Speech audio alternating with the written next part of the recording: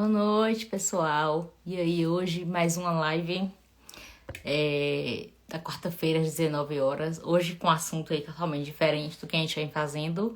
Vamos falar hoje sobre novelas, né? Então, eu tava pensando como que eu vou abordar esse tema de novelas aí, né? Em um Instagram que é praticamente só jurídico. Eu posto em vida pessoal, mas posto coisas jurídicas também. E aí eu decidi escolher algumas novelas, né, que marcaram época e para mostrar um pouco como o direito e sociedade, eles vêm em transformação aí ao longo dos anos. E Matheus já entrou, já tá aí já falando algumas frases das novelas, pedindo para eu esperar um pouco para ver se o pessoal entra. Então vou esperar aí ver se alguém entra mais.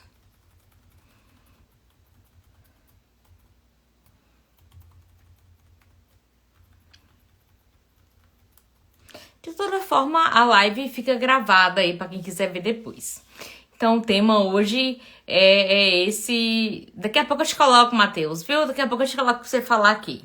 Vamos lá começar falando então sobre o tema da live e já começar a falar. A live vai ser rapidinha. Então, assim, o tema é novelas que marcaram época, né? Então, aí, direito e sociedade em transformação. E as novelas que eu escolhi falar foi Roque Santeiro, Tieta e A Viagem. Por que essas três novelas? São novelas da década de 80, 90 e novelas que eu assisti recentemente na Globoplay com o Matheus. Betânia, boa noite, amiga, já tá aí presente também, né? Então vamos lá. O tema eu já apresentei pra vocês. Eu tô olhando pra cá um pouco porque um roteirozinho que eu fiz, que eu converso demais. Se eu não fizer um roteiro, eu acabo me perdendo. Agradecer a presença de quem já entrou aí, né, na live. Poucas pessoas, mas pessoas de qualidade. E a live vai ficar gravada também. Agradeço aí a presença de todo mundo. Vamos falar sobre três novelas icônicas na TV brasileira. Como eu já falei, Roque Santeiro, Tieta e A Viagem. E vou falar, assim, de algumas questões jurídicas que eu me lembro do que eu assisti na novela e aí tentar falar e fazer uma comparação com o direito nos dias atuais. Então vamos começar aí falando sobre a novela Roque Santeiro. Essa novela aconteceu no ano de 1985, 1986. Eu tinha apenas 3 aninhos de idade nessa época, então eu não lembro da novela da época, eu lembro da novela de assistir depois na Globoplay. Ela é de 85 a 86. Roque Santeiro. O que é essa novela Roque Santeiro? Ela se passa em uma cidade fictícia chamada Asa Branca. Enquanto eu for falar aí, as pessoas vão acabar se lembrando quem já assistiu, né? Então, assim, a novela é uma das novelas mais icônicas da TV brasileira. Tanto que a gente usa algumas coisas dessa novela hoje em dia, mas porque a gente, né, assim, os mais novos não captam aí as piadas, tipo, tô certo ou tô errado, que são coisas da novela. Não é Mina não, Matheus, é Nina.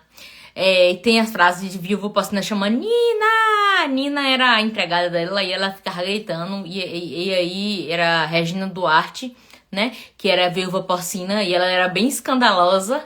E aí ela gritava Nina, que era a empregada dela. Então tem vários. Então vamos primeiro falar do resumo da história.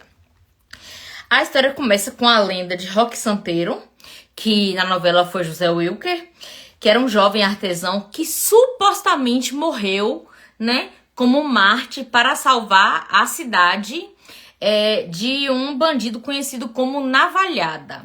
Então aí ele supostamente morre. Gente, eu vou ter que contar a novela toda, inclusive os spoilers, pelo amor de Deus. É uma novela de 85, né? Quem não assistiu aí vai assistir. E aí ele era um jovem artesão que ele supostamente morreu para salvar a cidade do bandido Navalhada. E ele ficou considerado como um santo milagreiro na cidade. E a cidade, ela vai ser uma cidade de peregrinação, né? Lá na famosa Asa Branca, né? Ela virou uma cidade de peregrinação. E a economia da cidade, ela passou a circular em torno de Roque Santeiro, né? Que era... Por que Roque Santeiro? O São Roque Santeiro, né? Que era ali o santo da cidade. Porque ele era um artesão que ele fazia santos. Então aí Roque Santeiro era, né, o santo da cidade, que era José Wilker. E aí o enredo principal da novela começou a se desenrolar a partir do momento de que, quase 20 anos depois, Roque volta para a cidade. Ou seja, ele não estava morto, ele estava vivo. Ele volta para a cidade.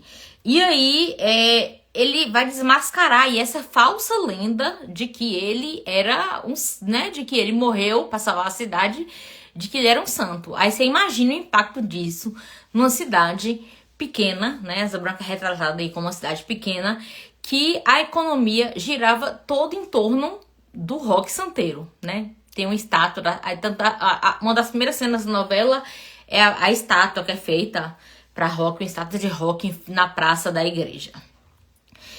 Então aí começa a se desenrolar a história a partir disso. Os poderosos da cidade querendo esconder, né, que Roque era vivo, né, que ele não fazia milagre nenhum, até porque ele não era santo e ele não foi Marte.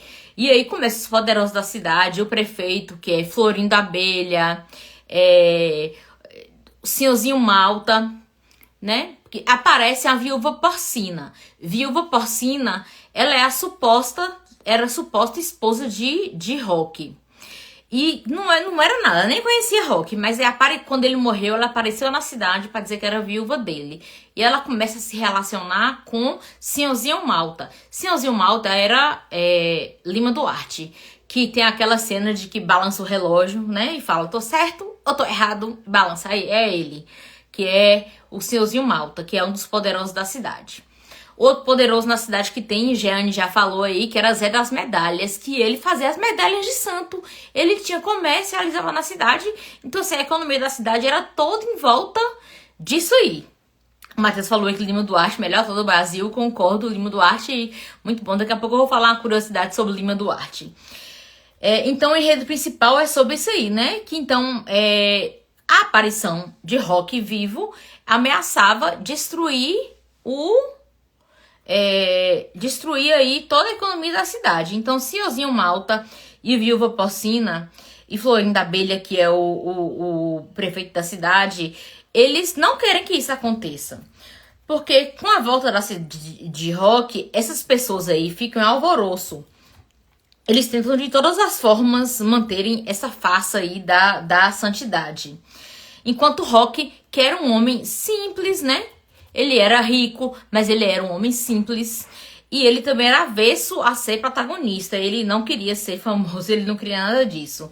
Então ele lida aí com as consequências de seu retorno. E a novela se desenrola em torno disso aí. E a gente percebe nessa novela uma crítica aí, né, da fé e da manipulação das massas pelos líderes políticos da cidade. É o que a gente percebe nessa novela. Pera aí um pouquinho. Ô, Matheus, por favor, abaixa aí seu som.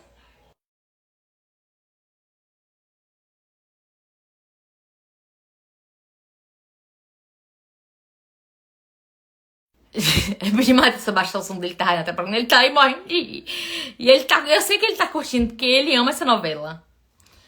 Então, gente, a novela ela vai criticar justamente aí essa exploração da fé e da manipulação das massas, né, por uma elite, né, pelos líderes políticos e religiosos na época. Porque até o padre vai entrar nessa jogada. O padre vai ficar sabendo aí que Roque tá vivo e o padre ele faz uma meia-culpa, fica em cima do muro e tal, mas ele participa também. Então, os personagens principais, como eu falei, que é Roque Santeiro, que é José Wilker, Viúva Porcina, que é Regina Duarte. Regina Duarte vinha de papéis, que ela era aquela mulherzinha boazinha. De repente aparece como Viúva Porcina, uma mulher assim, toda cheia de trimeliques, cheia de coisa, toda bonitona, toda arrasando. E Senhorzinho Malta, que era Lima Duarte, que ele é um coronel aí que manipula aí a fé e as tradições da cidade para se manter no poder. Tem uma cena interessante aí na novela, que as pessoas vinham de todos os lugares do Brasil peregrinar na cidade, por causa de Roque Santeiro. E um dos lugares de peregrinação era a casa da Viúva Porcina. Então, quando as pessoas chegavam na cidade, esqueci o nome do rapazinho que tinha lá, que era o guia turístico da cidade, tinha a peregrinação na casa da Viúva Porcina. Viúva Porcina vestia de preto, colocava um negócio preto na cabeça, um véu, e ficava lá sentada, posando de viúva, sim, nunca ter sido viúva, né? Nunca nem conheceu. Boa noite, Lorena, sempre presente. E aí, é isso aí. E assim, o que eu posso fazer de análise jurídica aí dessa novela? Que é a condição das mulheres, né? Viúva Porcina, ela era uma mulher que, ela, nesse momento, ela desafiava as convenções sociais. Porque nesse momento aí no Brasil tinha uma complexidade muito grande das relações do poder, né? Relações de poder e também de gênero, né? Na mulher, então, não era muito bom. Não tinha, na novela não trouxe nenhum caso de divórcio, que é o que eu queria falar aqui. Mas a gente tem um caso muito interessante na novela, que é o caso de Lulu das Medalhas. Lulu das Medalhas era aquela atriz Cássia Kiss, tá novinha na novela, né? 85. E ela é esposa de... Porque Lulu das Medalhas, nem o nome dela não era Lulu, era Lulu das Medalhas, porque ela era esposa de Zé das Medalhas. E ela sofreu na mão do Zé das Medalhas, viu? Ele era bem bruto com ela. Ela é uma mulher totalmente submissa. E ela vivia uma relação de dependência e subordinação. Peraí um minuto.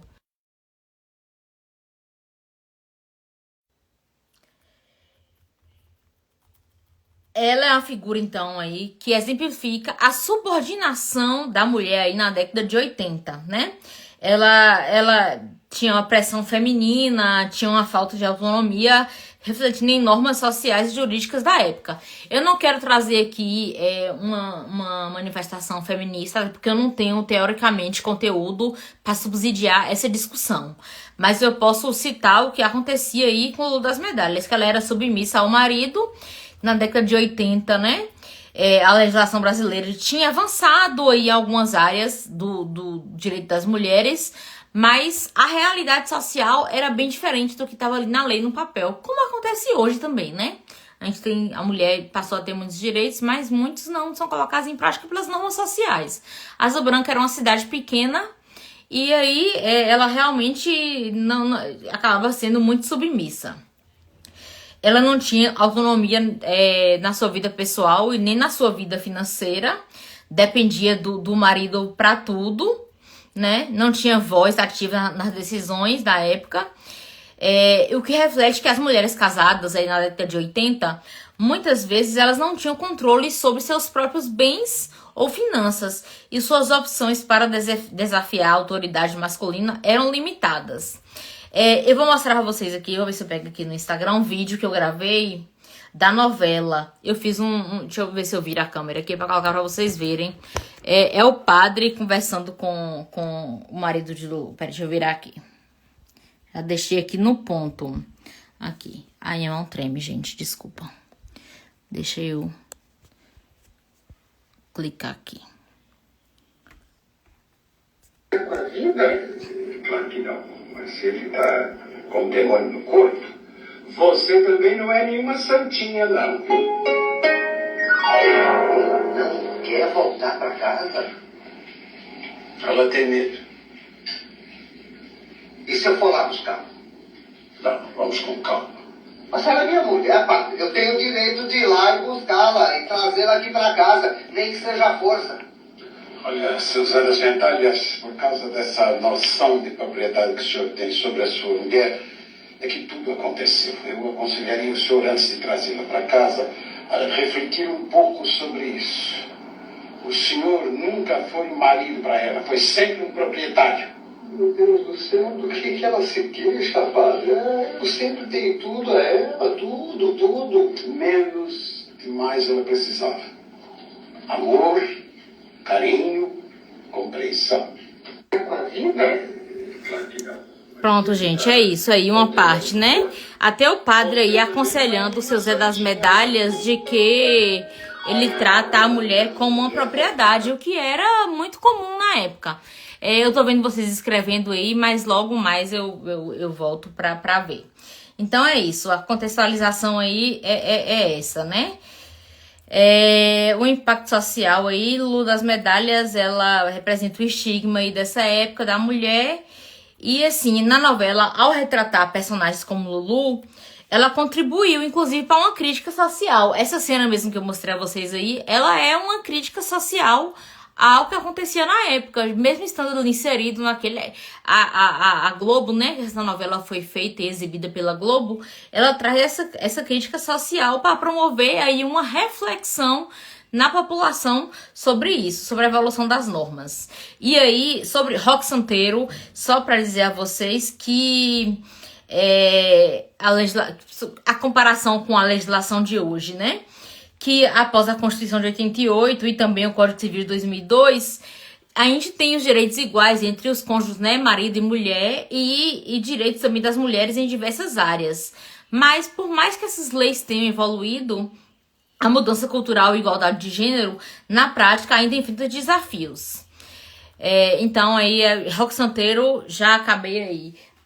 E deixa eu mostrar a vocês aqui.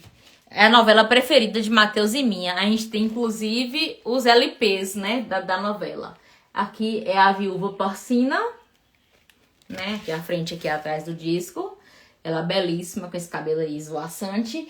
E aqui, aí tem o segundo disco, segundo LP, que já tem aqui Senhorzinho Malta, que é Lima Duarte, a Viúva Porcina. Ela andava muito, ela usava muito essas coisas em cabelo, assim, muito. E aqui José Wilke, que é Roque Santeiro. Olha como ele tá novinho. Todos novinhos. E esses dias eu tava ouvindo esse LP, Matheus comprou aí pelo Mercado Livre, e eu postei no meu Instagram, e Lima Duarte repostou. Aí eu fiquei bestinha. Fiquei meio. Vou falar agora sobre Tieta. Né? Que novela? Essa novela aconteceu em 89 e 90, entre os anos de 89 e os anos de 90. Vou ler pra vocês qual é o enredo da novela. Né? Tieta conta a história de Antônia, que é Tieta, né? Tieta era o apelido dela, que ela retorna à sua cidade natal, também é uma cidade fictícia chamada Santana do Agreste. Ela volta para a cidade rica e poderosa. Porque ela foi expulsa, algumas coisas acontecem. Matheus não para de comentar, gente. Leia os comentários de Matheus, meu marido, aí pra vocês verem. Toda hora ele comenta uma coisa. Aí Tieta, ela é expulsa, né? Ela é uma novela baseada no romance Tieta do Agreste, que é de Jorge Amado, aqui nosso conterrâneo baiano Jorge Amado. E ela se passa na fictícia cidade de Santana do Agreste, que é no sertão nordestino. A trama começa com Antônia, conhecida como Tieta, que era a atriz Beth Faria. Ela foi expulsa de casa pelo pai. Expulsa de casa não, expulsa da cidade pelo pai, que era seu Zé Esteves, após ser acusada de um comportamento considerado indecoroso pela família e pela comunidade. Que comportamento indecoroso era esse? Ela namorava vários rapazes. Tem várias cenas nas dunas lá, nas praias dela subindo duna. Pega um homem, pega outro, pega um... Era namoradeira. Então, era considerado indecoroso esse comportamento dela. E o pai expulsa ela embaixo de paulada mesmo da cidade. Ela vai embora. Aí o que acontece? 25 anos se passam e Antônia volta à cidade como uma mulher rica. Há um detalhe, quando ela é expulsa da cidade, ninguém da cidade ajuda, exceto Carmosina, que era uma amiga dela na época. Carmosina é a mãe dela, Dona Milu. Carmosina, esqueci o nome da atriz agora. E Dona Milu, que foram as únicas duas pessoas que ajudaram ela. Então ela volta aí à cidade 25 anos depois, muito rica, glamurosa, né, poderosa, e ela quer se vingar aí de todo mundo da cidade. Ela volta na cidade para se vingar de todo mundo que a humilhou, incluindo sua família, que ela tinha a irmã dela aí que era bem Perpétua, que era terrível, eu vou falar de Perpétua daqui a pouco, e ela volta à cidade para se vingar aí de quem tentou humilhar ela. De quem a humilhou. Ao mesmo tempo, ela tenta modernizar a cidade, né, de Santana do Agreste. Tem uma cena icônica que eu me lembrava desde que essa novela eu assisti. Eu era pequena, mas eu assisti. Tinha esse negócio de idade pra assistir novela, não. Aí eu lembro do chuveiro elétrico que ela levou pra cidade, que ela não queria tomar banho frio. Aí ela levou o chuveiro elétrico pra cidade e ela dá uma modernizada aí na cidade. Deixa eu ver mais. Então, assim, ela volta... E a mentalidade na cidade ainda é bastante provinciana, bastante conservadora, né? E muitas vezes hipócrita também, porque as pessoas por trás fazem tudo que não deve ser feito, mas, né? tinham muito preconceito com ela, mas como o Matheus colocou aí, ela sustentava a família inteira. Inclusive um sobrinho seminarista dela, Perpétua, o outro filho de Perpétua, o pai mandava dinheiro pro pai, que era fazer. Até o pai que massacrou ela bancava a família inteira. Tem uma irmã dela também, que é casada com o dono de uma venda, de uma loja. Então, assim, ela volta esses 25 anos depois para vingar e se reconectar com sua família. Mas aí vem algumas outras coisas. Ela se envolve em um romance com o seu sobrinho, o que é o seminarista, chamado Ricardo, né? Que ela chamava ele de Cado. E na época foi o ator Cássio Gabos Mendes que fez. Então ela tava desafiando já as tradições da cidade. Então ela volta mesmo pra arrasar. Volta assim, arrasando. E aí essa trama misturou humor, misturou romance, misturou crítica social, tinha também um drama, né?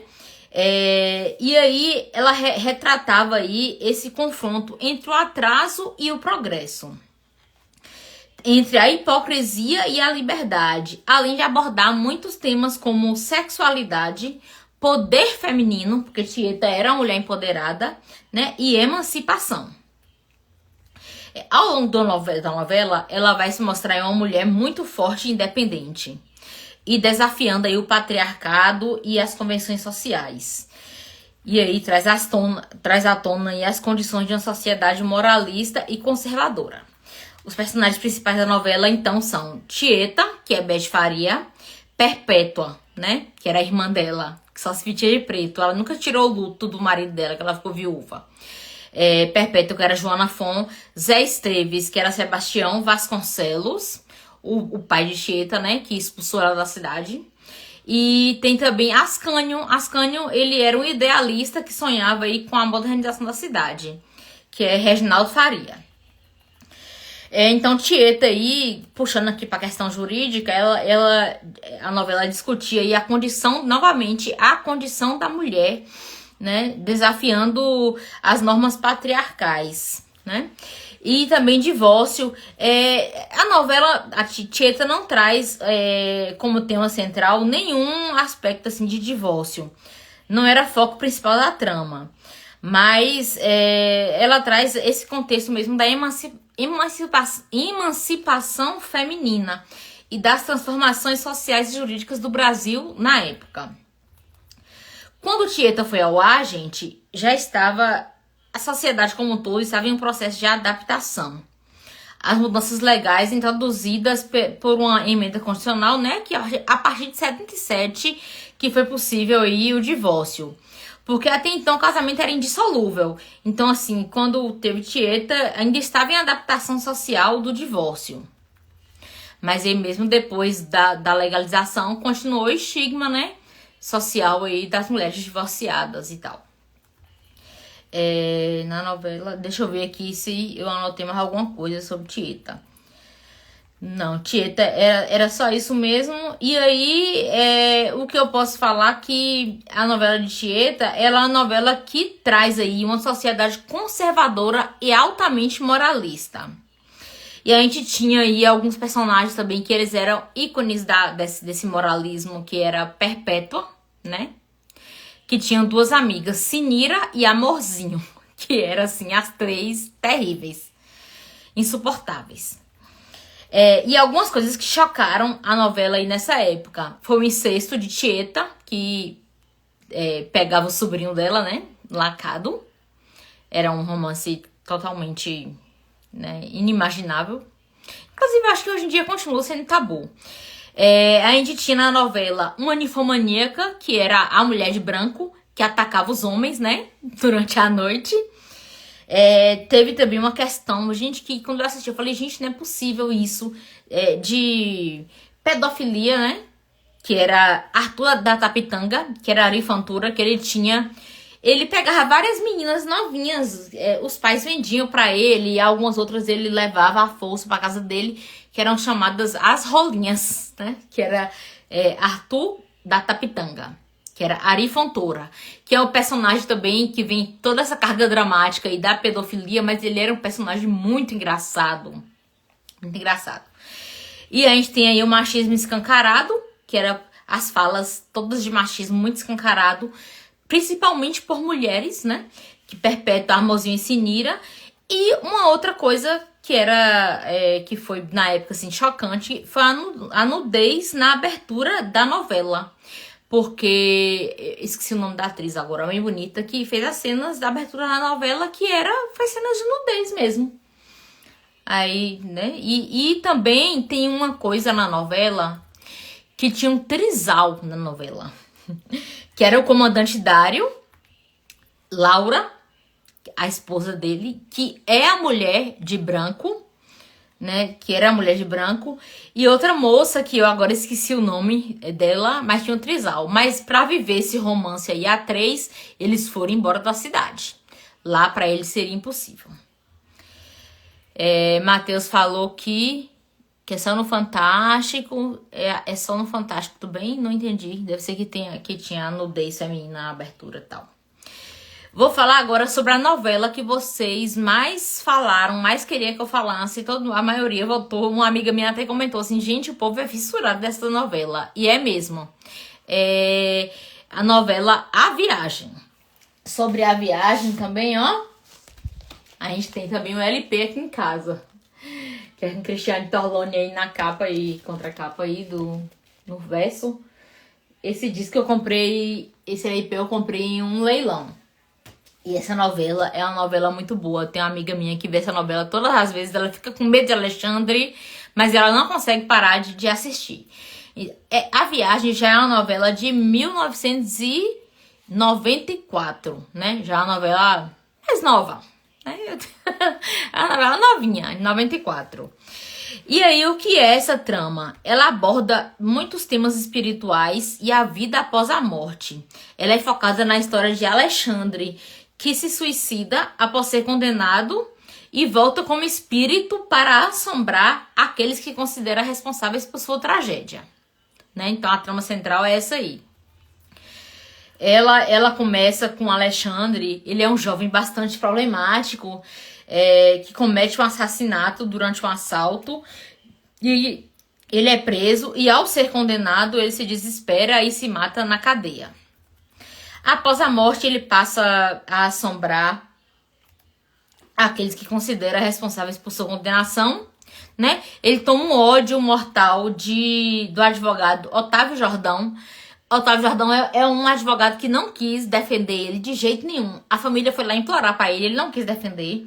Que Otávio Jordão era Antônio Fagundes. Ele culpa pela sua morte, né? Otávio Jordão, seu cunhado Raul, que era Miguel Falabella. Não, Raul era irmão dele. E o cunhado Theo, que era Maurício Matar, que é quem ele incorpora em Maurício Matar, né? Que era Theo. Theo era marido de Diná, essa irmã que era apaixonada por ele. Ela tentou o tempo inteiro, ela era uma mulher, Diná era uma mulher muito forte, determinada, e ela ficou obcecada em provar a inocência de Alexandre. E ela também sofre bastante com as consequências espirituais aí após a morte de Alexandre. E aí, paralelo a toda essa história, tem a história de Diná e de Otávio, né? Otávio Jordão, que é Antônio Fagundes, porque após a morte do irmão, ela vai algumas vezes brigar com ele, que o irmão, se ele tivesse defendido o irmão não estaria preso e tal. E ela briga e eles acabam se apaixonando, né? E aí a trama vai mostrando a vida desses personagens. E depois o que acontece?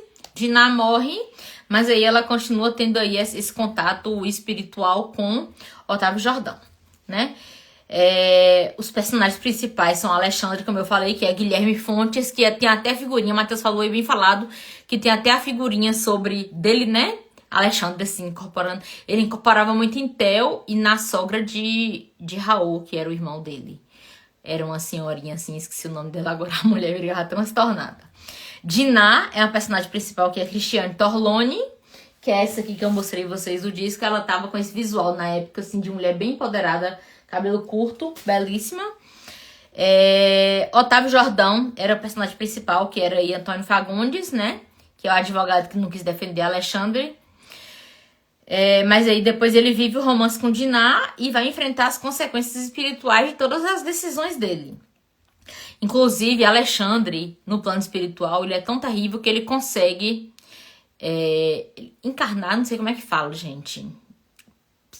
Possuir, ter possessão em cima do filho de Otávio Jordão. Ele tinha um filho que era todo certinho, de repente o menino fica todo doido, porque Alexandre incorpora nele. E Theo, que é o principal, que é Maurício Matar. E Maurício Matar, ele se divorcia de Dinah. Eles se divorciam, né? Dinah era louca por esse homem. Mas de repente ela quis se separar, né, dele. E ele começa a namorar com a ex de Alexandre, que morreu. E aí pronto. Aí Alexandre fica transtornado no plano espiritual. E aí ele começa a incorporar em Theo. E aí tem várias cenas icônicas de Theo, de Alexandre dentro de Theo. E aí é um horror. Então, assim, a gente percebe aí a análise jurídica, né? Vamos lá. Dinah era uma mulher independente e forte aí nos anos 90. Isso aí reflete também a autonomia feminina nos anos 90. Divórcio. Nessa novela tem 2 divórcios que eu posso falar pra vocês, que é o divórcio de Dinah e de Theo, e o divórcio da irmã de Dinah, que é Estela, com um homem lá, que eu não lembro o nome dele não.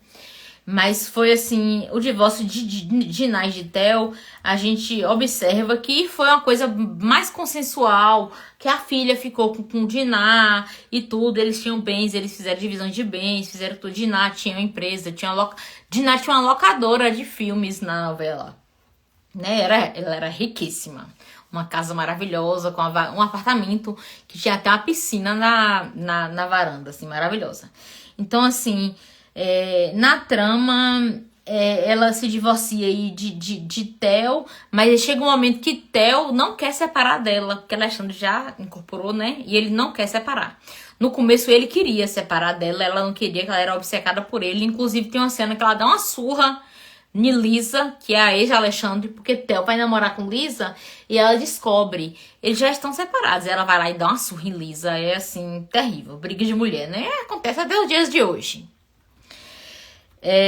Contexto jurídico na época. Nos anos 90, o Brasil estava em processo de consolidação das leis que regulamentavam o divórcio, né? Então, as mulheres divorciadas muitas vezes enfrentavam preconceito e discriminação, tanto no âmbito familiar como no social. A gente percebe nessa novela aí que Dinah, separada de Theo, a mãe dela ficava revoltadíssima com ela, que não queria que ela tivesse separado de Theo, que como é que pode, o homem não quer largar e ela quer largar, o homem não podia. Dinah aí era independente e determinada, e aí divorcia de Theo após perceber que não é mais saudável, né? E por conta da obsessão dela com o irmão falecido Alexandre, ela tem um pouco de raiva de Theo, assim, porque Alexandre falava muito que a culpa dele ter sido preso era de Theo. E aí decisão, quando ela decide mesmo, é ela que decide se separar, ela não é uma mulher que o marido larga. Aí mostra aí o crescente movimento de emancipação feminina, onde mulheres começavam a reivindicar mais autonomia sobre suas vidas pessoais e escolhas afetivas, né? A novela mostra aí como o divórcio de Dinah é visto de maneira crítica por parte da sociedade, inclusive dentro de casa, a mãe dela, e se espelha a realidade de muitas mulheres que naquela época enfrentavam dificuldades para reconstruir suas vidas após o divórcio, tanto do ponto de vista legal quanto emocional e também financeiro, o que não era o caso de Dinah, né? Nessa época. Na novela, a mulher é sempre poderosa, né? Comparando com hoje, a gente vê que foi simplificado aí a lei do divórcio em 2010, porque não tem mais aquela questão de ficar separação de corpos de 2 anos. Você já pode entrar direta com divórcio direto. E as mulheres hoje têm mais proteções, né, legais e menos barreiras para acabar com o casamento. Embora ainda existam muitos desafios culturais, né, no contexto social aí. Deixa eu ver. Oi, sogra. Minha sogra entrou aí, gente. A Viagem, ela utilizou o divórcio como uma ferramenta narrativa para explorar as mudanças sociais e jurídicas na época. Então, aí a Rede Globo de televisão, eu sei que muita gente não gosta, mas eu gosto, ela veio novamente como pioneira aí nessa questão aí de representar a nova geração de mulheres, né, brasileiras, que nos anos 90 já tinham maior controle aí sobre suas vidas. Oi, mãe, também tá aí. Gente, a sogra é a mãe hoje aí. E aí a gente tem uma outra divorciada na novela. Agora, essa aqui é um caso conturbadíssimo, que era Estela. Estela era irmã de Diná, Lucinha Liz. É uma atriz loira, bem bonita. E aí, na novela, ela tinha Bia, que era a filha dela. A menina era uma adolescente maravilhosa. E o pai dessa menina, sumido no mundo. Sumido no mundo. Aí, Bethânia falando também que ela não entende esse bloqueio contra a Globo. Eu acho que, gente, é porque assim, a gente mora no interior da Bahia. Agora que o mundo tá com essa questão de internet e tudo. Mas antes a gente tinha poucos canais. Era Globo, Record, SBT, Band. E a Globo sempre fez boas novelas. Isso é inegável. Isso é inegável. E a gente tinha acesso, por exemplo, a gente aqui no interior da Bahia, a gente tinha acesso a saber como é que um rico no Rio de Janeiro, no Leblon, vivia. Coisa que a gente jamais saberia, jamais teria acesso. Pelo menos eu, né? Jamais teria acesso. Então aí, vou falar de Estela, do divórcio de Estela. Estela era separada de um homem lá, que era um bandido, que eu esqueci o nome agora. Ô, ódio daquele homem, viu? E aí ele separou e sumiu no mundo. E ela ficou criando Bia. Bia Fernandinha, o nome dela. Esqueci o nome da atriz agora. Deixa eu ver aqui se eu acho o nome dela. Sei que Estela sofre problema, viu, gente? Ela enfrenta muitos desafios aí depois do fim de seu casamento. Deixa eu ver se eu acho o nome da filha dela aqui. É Fernanda Rodrigues. Ela se divorcia e fica numa situação complicada, financeira e psicológica com a filha aí, porque, assim, novela também a gente sabe como é que a pessoa faz. Ela trabalha uma repartição. Lá a gente não sabe que repartição é essa, mas ela é uma mulher que trabalha todos os dias. A filha é uma menina muito boazinha, uma adolescente boazinha e tal. Aí, de repente, a vida tá toda organizada. Quem aparece? Nunca pagou pensão. Me aparece o pai de Bia. E aí vai levar a Bia pra... Aí deixa a Bia fazer o que quiser, né? Leva a Bia pra uma casa rica. Esse homem aparece rico, ninguém sabe de onde veio o dinheiro. No começo, né? Depois todo mundo vai saber que ele é traficante, é bandido, da pesada. E aí leva a menina, e a menina decide morar com o pai.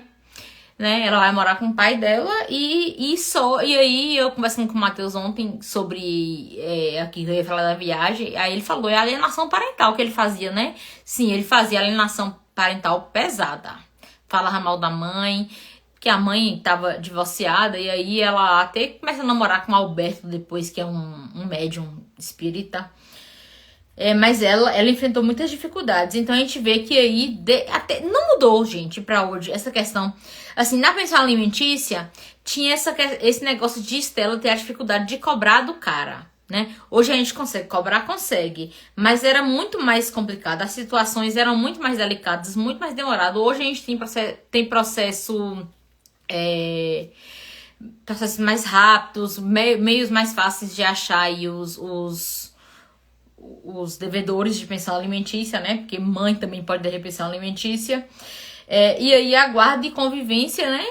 Que aí tinha alienação parental nessa época, inclusive é um direito que foi estabelecido depois da novela, essa questão da alienação parental, que a alienação parental é crime, né? Não cometa, não faça, que você vai estar cometendo um crime. E também o estigma social dela ser uma mulher divorciada. Por mais que ela fosse uma mulher independente, trabalhasse, mas tinha o estigma de ser divorciada. Tanto que a mãe dela, que é a mesma mãe de Diná, fala, você vai ser, ou Diná, você vai separar de Theo, você vai ser uma mulher divorciada, igual a Estela. Entendeu? Sofria isso aí dentro da própria casa.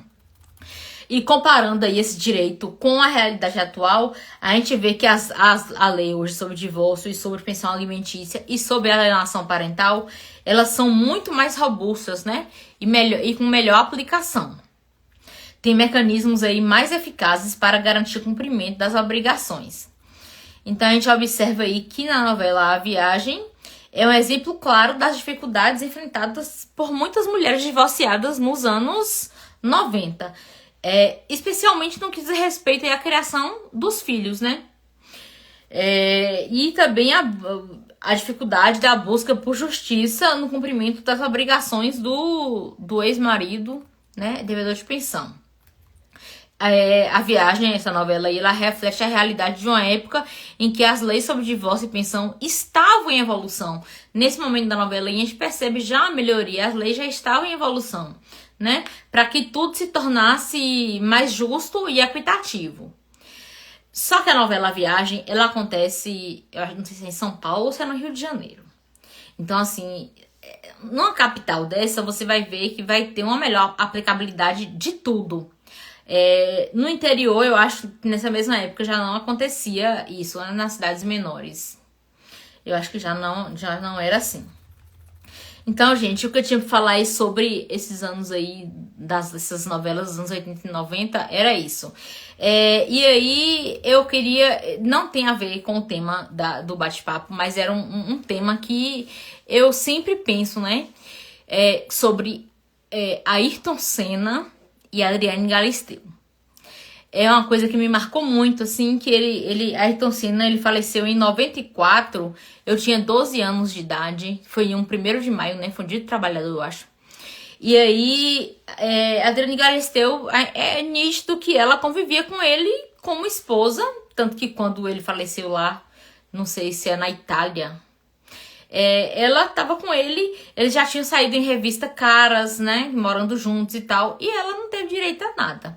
Então essa é outra mudança no direito que a gente tem aí da década de 90 pra cá. Hoje a gente tem a união estável, se fosse hoje, estaria comprovado aí que ela era companheira dele e ela teria direito aí à metade dos bens dele, porque ele não tinha filhos, ele não tinha filhos, né?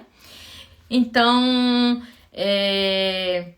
se Senna e Galisteu tivessem formalizado naquela época a união estável, né, antes do falecimento dele, lógico, ela teria direito a uma série de proteções e benefícios legais, como divisão de bens acumulados.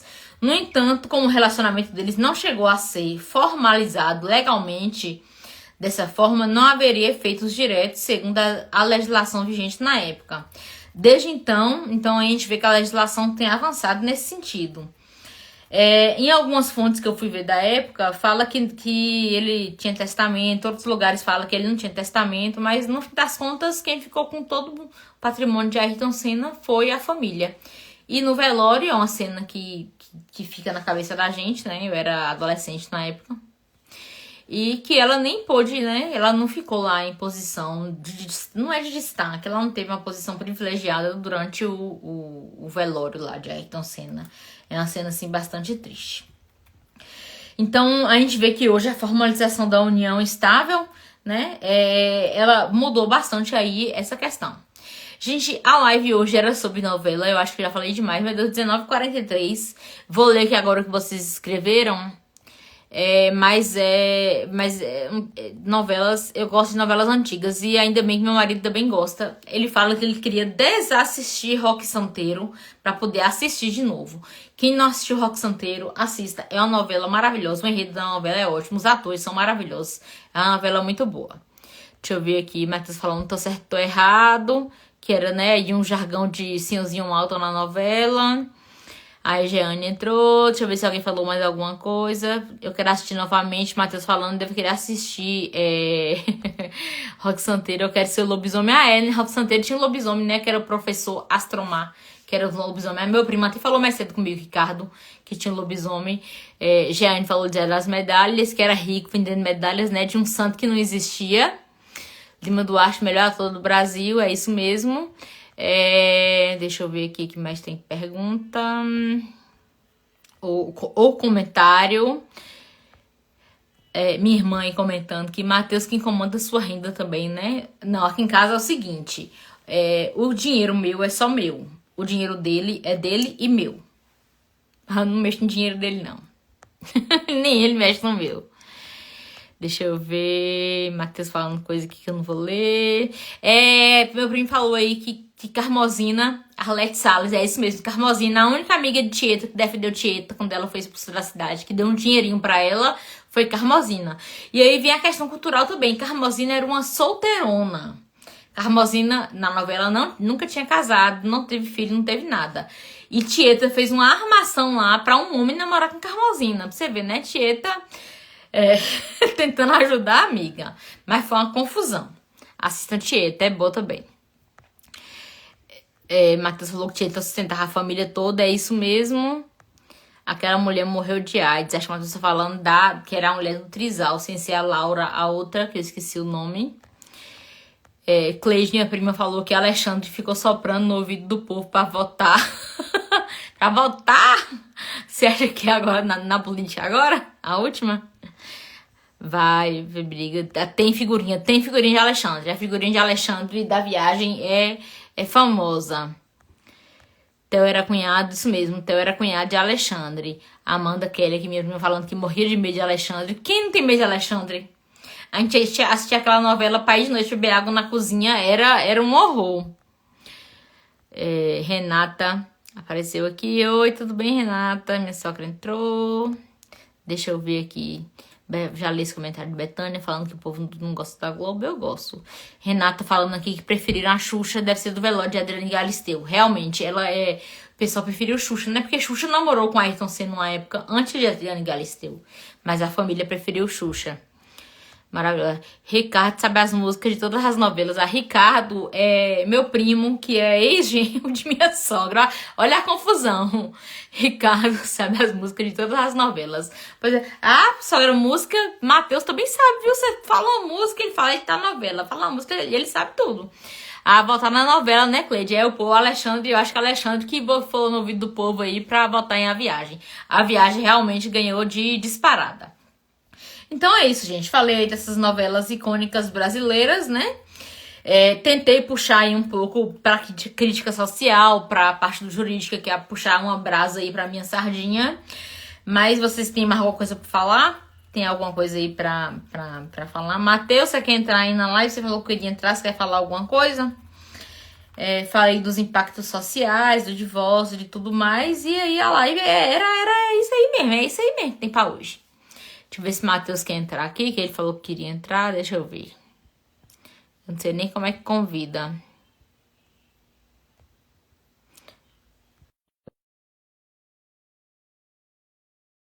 Entrar não, Teu? Tá bom então. Gente, boa noite, era isso, viu? Vou pensar aí agora no tema do bate-papo da semana que vem. E eu espero que vocês venham de novo. Um abraço, beijo, tchau, boa noite.